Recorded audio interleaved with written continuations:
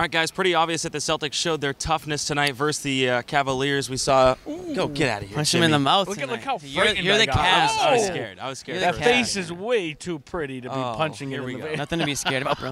Flinch, major flinch. Yeah, major flinch. Oh, we saw J.R. Smith and Marcus Smart get into it after Smith pushed Horford down and got a dirty play. Yeah. Dirty play, toughness all night long. What were our thoughts on that? Yeah, that? dirty play from a quote-unquote team. Dirty player. But I'm talking here, okay? Dirty play. Dirty play from a dirty player. Why are you so mad? That was he is very angry. Why are you so that mad? was according to Marcus Smart, because Marcus Smart was mad. So I'm Marcus Smart. Okay. You're J.R. Smith right now. That's how it's going to be in this video. So, I'm but you know what? Horford. That does describe how, the way this series has gone so far in 2 games. The Celtics have kind of punked the Cavs. They punched them in the mouth in Game 1. They punched them in the mouth in Game 2. They fought back when they were getting pushed, you know, with a dirty play. And I think they've shown that they've kind of broken the Cavs' spirits a little bit. I don't know if there's, aside from LeBron, I don't know if there's enough leadership on that team, enough toughness to fight back. Kevin loves soft. Soft is J.R. He's Smith. been Charmin. soft for a long time. Yeah. Charmin, toilet paper soft. Yeah, I love ultra that soft. analogy when you say that. Yeah, ultra, Ultra soft. triple play. Anyway, J.R. Smith. Big toilet paper guy over here. When he gets, when J.R. Smith gets frustrated, you see what happens. The Celtics have proven over and over and over again they are tough because they've crawled out of deficits all season long. We don't want to see that at the Q for Game 3, but You don't expect that there. You don't expect it there. But the point is, they have pulled out, and they're not intimidated by LeBron. I think you're seeing that over and over. Guys like Jaylen Brown, LeBron hits a 40-footer. Jaylen Brown takes a 3 2 minutes and cancels it out. Yeah. These are things that we didn't see last year from the Celtics. It's a totally different roster.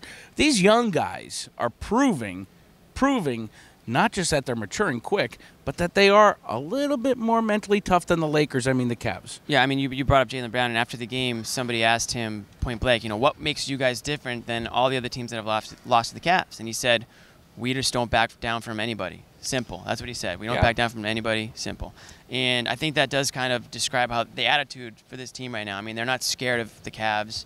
They're not scared of LeBron. They took LeBron's best punch tonight, and they punched back, and they realized that there's not enough guys punching, I'm just going to go on with that analogy, behind LeBron to really match that intensity, match that physicality. Let me ask you this. Is Marcus Smart earning his money in front of our eyes right now?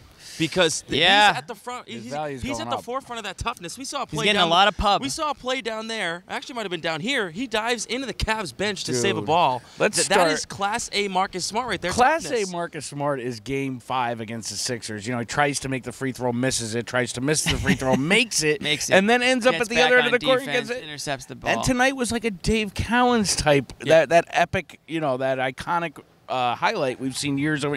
Just dove right into the bench of the Cavaliers. He has total disregard for his own body, and you know, and he puts his body out there on the line. And any Cavs sitting on their bench. Cavs players notice it.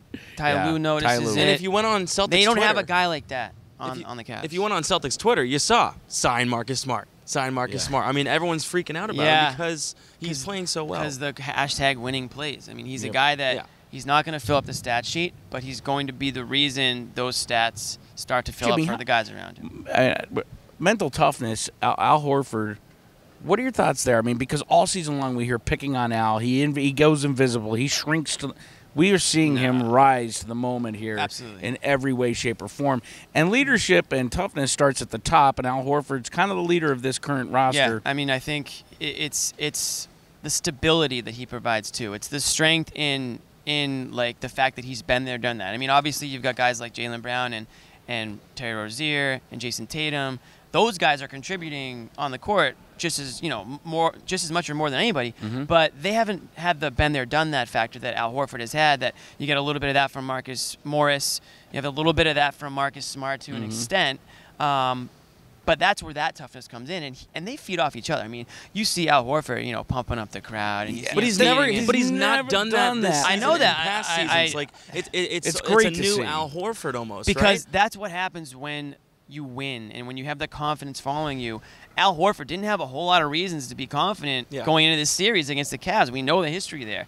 Now he's up 2-0 in 2 games that the Celtics have seriously outperformed the Cavs in, and they've got some swagger to them. And that happens when you win games. You can back that up. Plus, Al Horford knows his role. If he's standing behind Kyrie Irving and Gordon Hayward, he's the first not to be the guy running out and pumping up the crowd because they're going to do it. So Al knows his role, and right now his role is to be the leader and to be tough. And the thing you mentioned, and I brought this up in a past video, is that this is his team. It's his team. Last year it was Isaiah Thomas's team. Yep. This year was going to be Kyrie's team and Hayward's team, and he was the third guy, and people were already saying, oh, who can the Celtics trade Horford for in order to get somebody else in here? Not the case. Now, I mean, by process of elimination, it's his team, and the young kids, the young G's, as KG would call them, the OG, the YGs are following suit. I think Horford, I've said it a billion times, he's this team's KG. I will counter with this and say that Smart has been called the soul of this team, but Al Horford is the veteran and the heart of this team. And he's now 3-15 against LeBron. If you're and we'll still count this for Nick Wright throughout every segment we do from now until the end of the playoffs. Well, why don't I ask one more question before we go? Wow. Yeah, why not? Let's keep it going. I'm exhausted. One more second. Oh, yeah, I thought you did it well right there. Does the mental toughness for the Cavs play into effect of why they've been so bad in the third quarters throughout the whole season, and how do they change that going into Game 3? Because they've just been absolutely garbage in third quarters.